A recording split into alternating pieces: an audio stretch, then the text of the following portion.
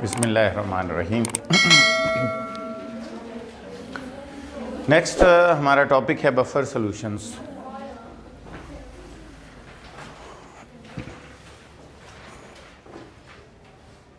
Buffer solutions आमतौर पे जब हम कोई भी रिएक्शन करते हैं तो सॉल्यूशन की पीएच जो है वो चेंज हो जाती है।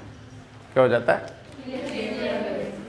जैसे आप एसिड डालेंगे, मैंने आपको पीएच के बारे में बताया था कि जैसे एसिड डालेंगे पीएच कम हो जाएगी, बेस डालेंगे पीएच बढ़ जाएगी। इसलिए जब भी आप किसी सॉल्यूशन के अंदर एसिड या बेस ऐड करते हैं तो पीएच चेंज हो जाती है। तो हमने क्या किया है, हमने एक ऐसा सॉल्यूशन प्रिपेयर किया है जिसको हम उस रिएक्शन मिक्सचर में रखेंगे या प्लेस करेंगे तो ये जो है उसके एसिड या बेस ऐड करने से पीएच को चेंज होने से रोकेगा, पीएच को चेंज होने नहीं देगा। तो मैंने लिखा है दो सॉल्यूशंस विच रेजिस्ट, जो चेंज नहीं होने देते, मज़ाहमत करते हैं, the change in pH, pH को चेंज होने से रोकते हैं। When small amount of acid और बेस इज एडेड, जब आप थोड़ी अमाउंट में एसिड या बेस ऐड करेंगे तो फिर अच्छा स्मॉल अमाउंट का जिक्र यूँ किया है। देखिए ये पीएच, सारी बात, अगर आप बहुत ज़्यादा एसिड डाल देंगे तो जो बफर की कैपेसिटी है उससे ज़्यादा एसिड हो जाएगा। तो फिर हो सकता है, डेफिनेटली उसकी एक लिमिट होती है हर चीज़ की। तो स्मॉल अमाउंट में अगर आप एसिड और बेस ऐड करते हैं तो फिर जो है ये बफर सॉल्यूशन जो है पीएच को चेंज होने नहीं देगा। तो this is called buffer solution. अब हमारे पास है types of buffers, types of buffer solutions. इसकी दो टाइप्स हैं। पहले नंबर पर है एसिडिक बफर्स,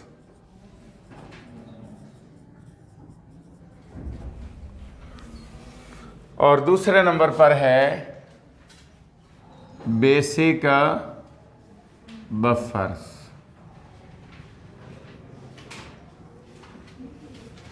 एसिडिक बफर्स और बेसिक बफर। अब एसिडिक बफर जो है वो कैसे बनता है? दिस इज फॉर्म्ड, ये जो एसिडिक बफर है this is formed by mixing weak acid. Weak acid लेना है, क्या लेना है? और उसका साल्ट लेना है, सॉल्ट ऑफ इट। अब जाहिर बात है साल्ट आप कैसे बनाएंगे? वीक एसिड को स्ट्रॉन्ग बेस के साथ रिएक्शन करवाएंगे, क्योंकि वीक एसिड वीक बेस का रिएक्शन नहीं होगा।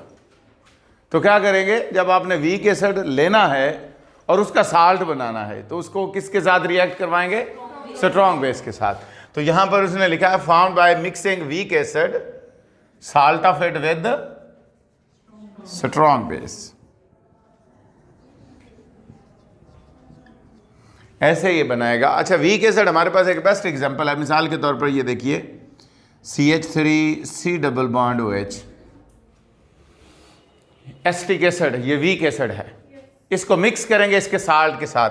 जैसे इसका साल्ट H की जगह Na लगा दें तो वो बन जाएगा CH3 डबल बॉन्ड ONA। इसका नाम है सोडियम एसीटेट। क्या नाम है? Sodium acetate. और इसका नाम है एसिटिक एसिड।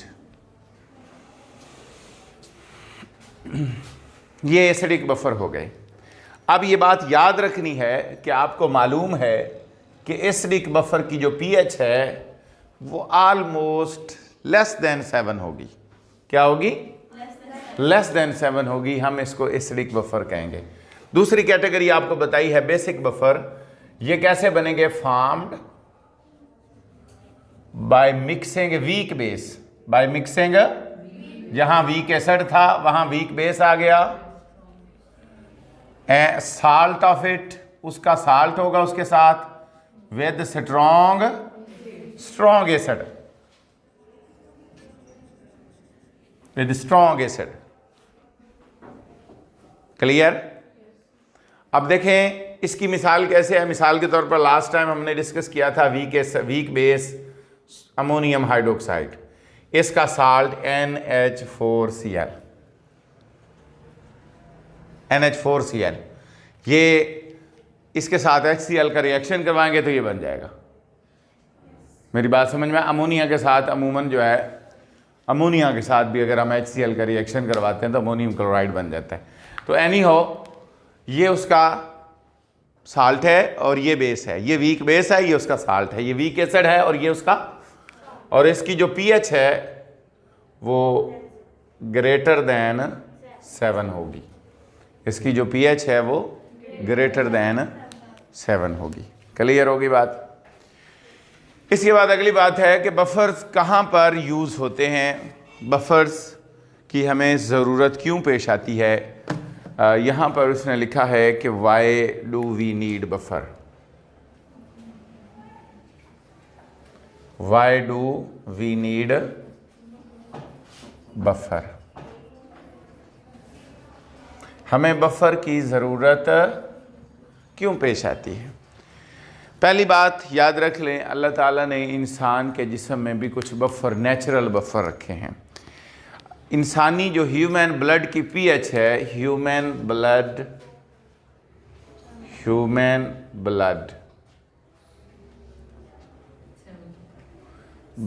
pH जो है वो है 7.35। अगर ये 7 हो जाए या 8 हो जाए तो इंसान की डेथ हो जाएगी। इसका मतलब ह्यूमन ब्लड जो है उसकी pH 7.35 एग्जैक्टली रहती है। देखिए ना, 0.3 का भी फ़र्क नहीं पड़ सकता। इसका मतलब ये हुआ कि अल्लाह ताला ने इंसान के ब्लड में कुछ नेचुरल बफर रखे हैं जो उसकी pH को चेंज होने नहीं देते। क्लियर हो गया पॉइंट? समझ आ गया? नंबर 2, वो कह रहा है कि अगर हम कोई रिएक्शन करवा रहे हैं, कोई तो रिएक्शन में मतलब pH के एसिड या बेस हम ऐड कर रहे हैं तो डेफिनेटली pH चेंज हो जाएगी। तो उस रिएक्शन में फिर हम क्या ऐड करते हैं, बफर सॉल्यूशन, ताकि उसकी pH चेंज ना हो सके, उसकी pH चेंज ना हो सके। क्लियर? इन सम सॉल्यूशंस, यानी सम रिएक्शंस कह लें, to prevent the change of pH, to prevent the change of pH।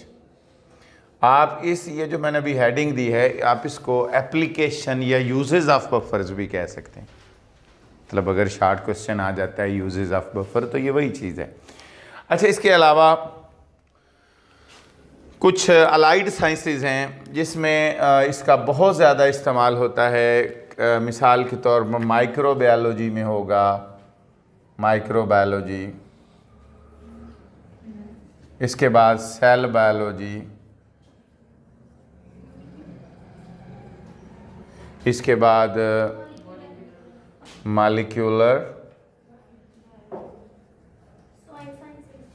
Biology, soil sciences etcetera.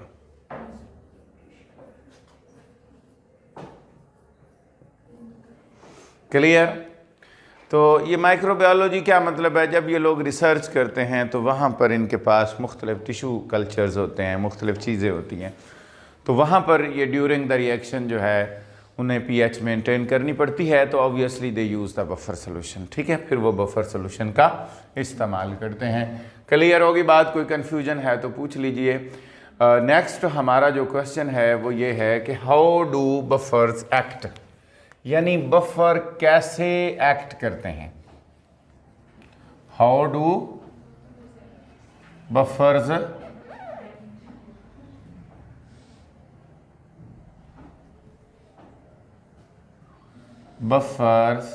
Act. Buffer जो हैं वो किस तरीके से एक्ट करते हैं, इसका मुराद ये है, इसका मतलब ये है कि बफर्स जो हैं वो कैसे pH को कंट्रोल करते हैं। सबसे पहली बात ये याद रख लें, मैंने लास्ट लेक्चर में ज़िक्र किया था कि बफर्स जो हैं वो बेसिकली कॉमन आयन इफ़ेक्ट की बेस पे काम करते हैं। किसके बेस पे काम करते हैं? कॉमन आयन इफ़ेक्ट के बेस पे। मैं आपके सामने सबसे पहले एक एसिडिक बफर की एग्जांपल लिखते हैं। मिसाल के तौर पर फ़र्ज़ करें आपके पास एसिडिक बफर्स हैं।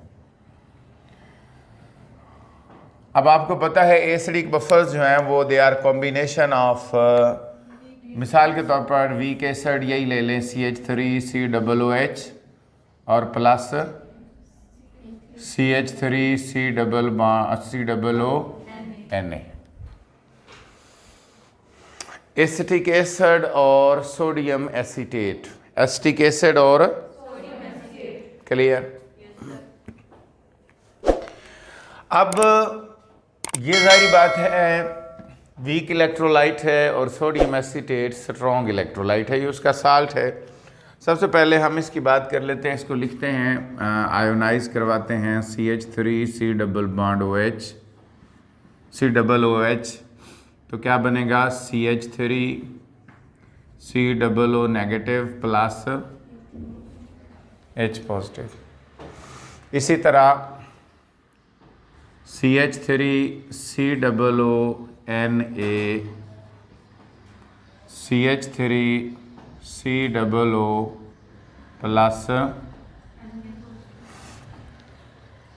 क्लियर। अब ज़रा गौर से ये बात देखें, मैंने आपको बताया है कि ये वीक एसिड है और ये, तो जब हम उसमें स्ट्रॉन्ग इलेक्ट्रोलाइट ऐड करेंगे तो जो वीक इलेक्ट्रोलाइट है उसकी आयोनाइजेशन सप्रेस हो जाएगी। इसका मतलब ये फॉरवर्ड मूव करेगा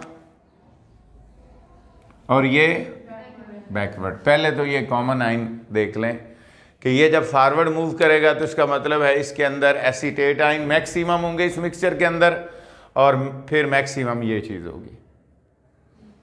मेरी बात समझ में आ गई? अगर यहाँ पर आप इतनी बात याद रख लें कि अगर पहले सिर्फ बफर की बात कर रहे हैं, अभी हमने एसिड और बेस की बात नहीं की कि हमने एसिड और बेस डाला है, अभी हम ये बात कर रहे हैं कि जब आप अकेला एसिटिक एसिड डालते हैं तो pH स्लाइटली एसिडिक होगी, मतलब लेस देन 7 होगी, एसिडिक होगी।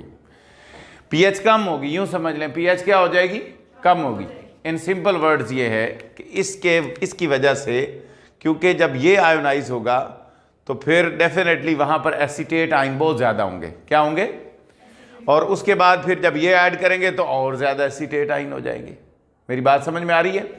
क्योंकि ये जो है ना, ये इतना स्ट्रॉन्ग इलेक्ट्रोलाइट नहीं है, ये बहुत ज़्यादा आयोनाइज नहीं होता।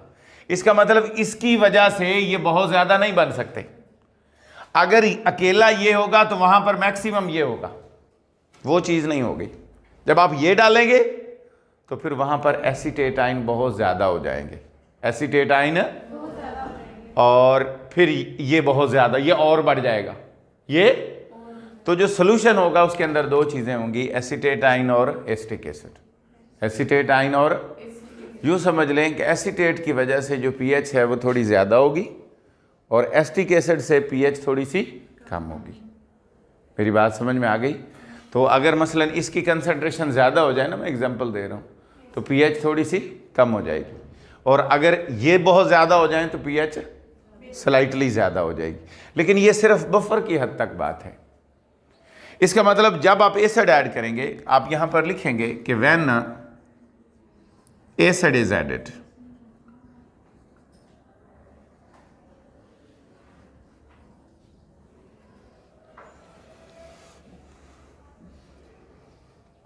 When acid is added. अच्छा, जब आप एसिड ऐड करेंगे तो क्या होगा? देखें, अब जरा गौर से समझे इस बात को। जब आप एसिड ऐड करेंगे तो आपको पता है एसिड इसके साथ तो रिएक्ट नहीं करेगा। क्या करेगा? एसिड एसिड के साथ तो रिएक्ट नहीं करेगा। इसका मतलब वो करेगा इसके साथ रिएक्ट, या सिंपल वर्ड इसके साथ रिएक्ट करेगा। तो वहां पर कौन मौजूद होंगे? जैसे आप एसिड ऐड करेंगे वहां पर फौरन एसीटेट आइन आएंगे, सही है, और ये इसको क्या कन्वर्ट कर देंगे, CH3COOH। क्लियर? मेरी बात समझ में आ गई? इसका मतलब ये हुआ कि जैसे ही आपने एसिड ऐड किया, एसिड एसीटेट से मिलकर एसिटिक एसिड बन गया, और एसिटिक एसिड के बारे में हम ये कह रहे हैं कि वो लिमिटेड आयोनाइज्ड है। वो क्या है? वो तो आयोनाइज नहीं होता। इसका मतलब जब वो आयोनाइज नहीं होता तो फिर वो H प्रोड्यूस नहीं करेगा। जब वो H प्रोड्यूस नहीं करेगा तो फिर pH चेंज नहीं होगी, ये ऑलमोस्ट रिमेन सेम। पीएच जो है वो ऑलमोस्ट सेम रहेगी। अच्छा, दूसरी बात, व्हेन बेस इज एडेड, जब आप बेस ऐड करते हो फिर क्या होगा, बोलिए,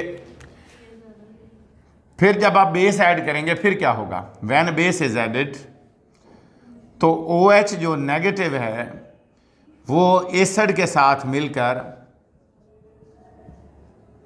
क्या करेगा, CH3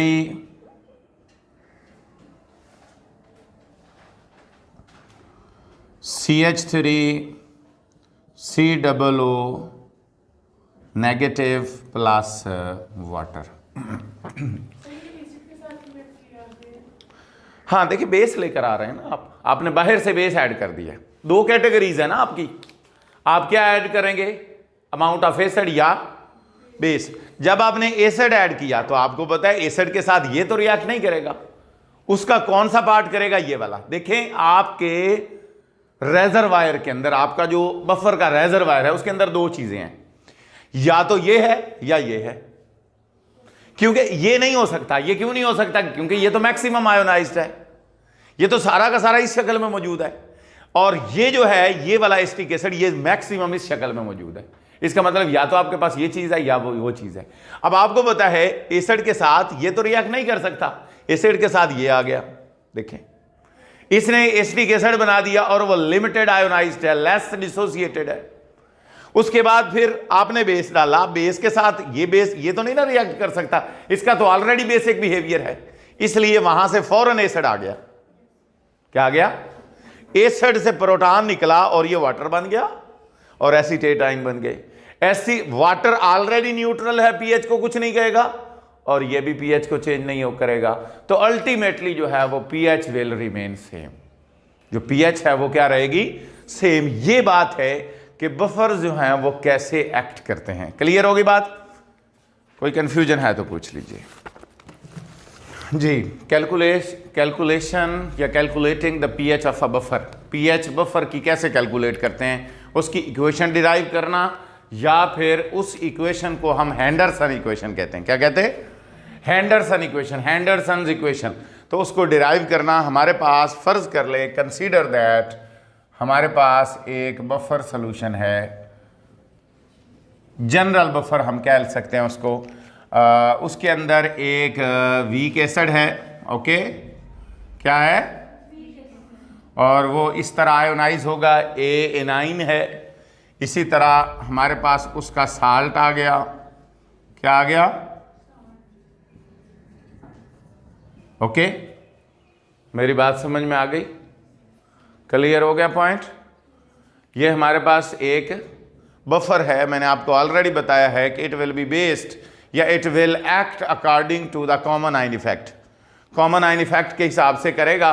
और इसमें देखे दो आइन कॉमन हैं, दो आइन, इसका मतलब जब आप इसके लिए Ka लिखेंगे, क्या लिखेंगे, Ka, आपको पता है आयोनाइजेशन कांस्टेंट फॉर एसिड्स, तो इससे लिखेंगे और इससे क्या आ जाएगा, H positive N2 divided by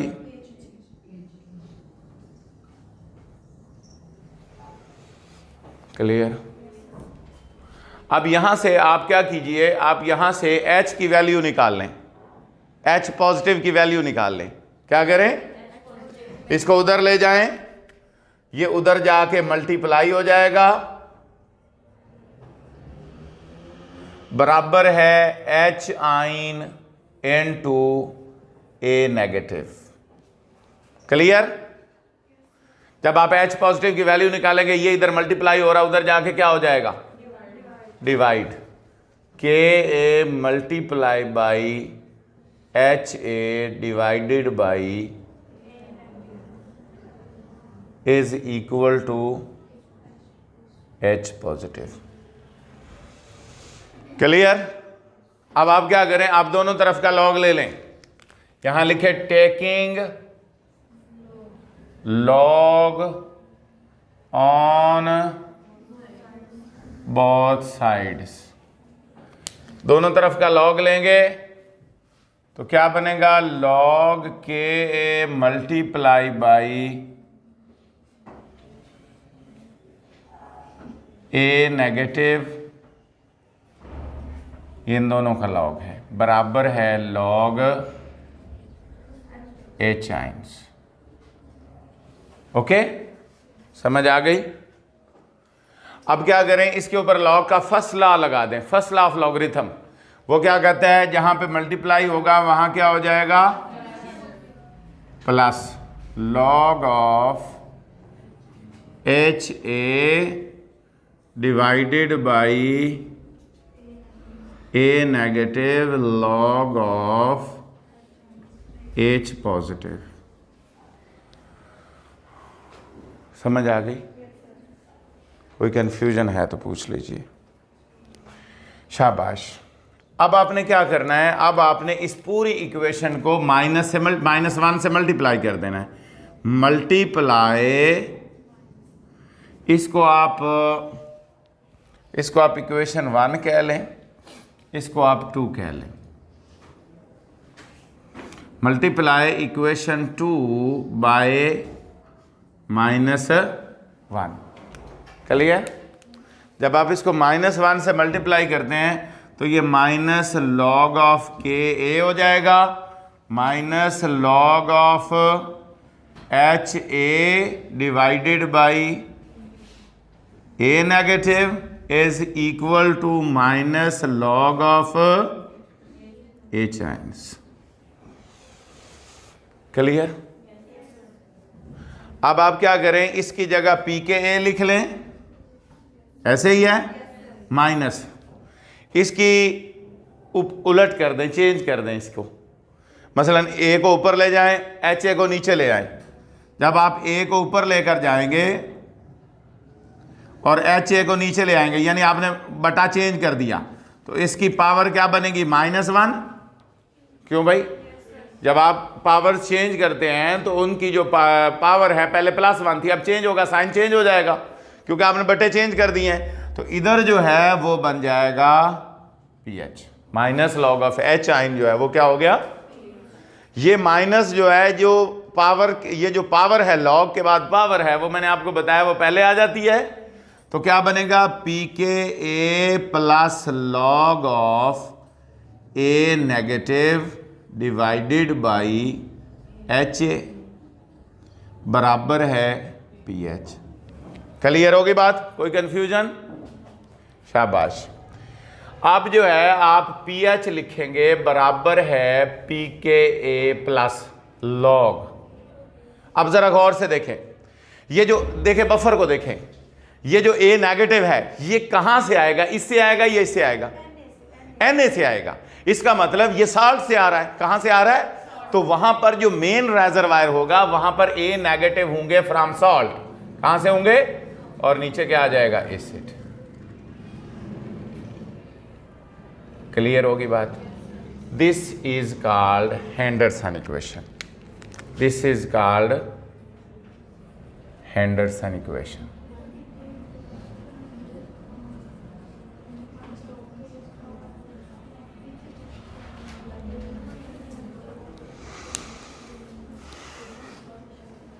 इसको हम हेंडरसन इक्वेशन कहते हैं। यहाँ पर छोटे छोटे 2 न्यूमेरिकल्स दिए हुए हैं कि अगर आपने PH चेंज कैलकुलेट करनी हो तो आप कैसे कैलकुलेट करेंगे, वो हम ज़रा देख लेते हैं। सबसे पहले उसने कहा है कि हमारे पास एक बफर है जिसमें एसिटिक एसिड जो है उसकी कंसंट्रेशन बराबर है एसीटेट आयन के। दोनों की कंसंट्रेशन बराबर है, सही है? तो आप ज़रा इक्वेशन को अप्लाई करें। PH बराबर हो जाएगा Pka प्लस log, साल्ट की जगह आप सबसे पहले ये लिख दें, ऐसे ही है, और एसिड ऐसे ही है। ज़रा गौर करें। अब उसने कहा है कि ये दोनों बराबर हैं, इसका मतलब उसकी जगह ये लिख दें या इसकी जगह वो लिख दें, जो मर्जी कर दें। Pka plus log of CH3COOH, okay, divided by ये कैंसिल होके 1 हो जाएगा और log 1 0 होता है। log 1 क्या होता है? 0। तो pKa प्लस 0 हो जाएगा बराबर है pH के। और एसिटिक एसिड की जो pK वैल्यू है वो यहां पर उसने दी हुई है बुक में, वो है 4.74। कितनी है? ये pK वैल्यू दी हुई है, तो इसका मतलब वो 4.74 हो गई। तो इसका मतलब फिर pH कितनी हो गई? 4.74। कितनी हो गई? 4.74।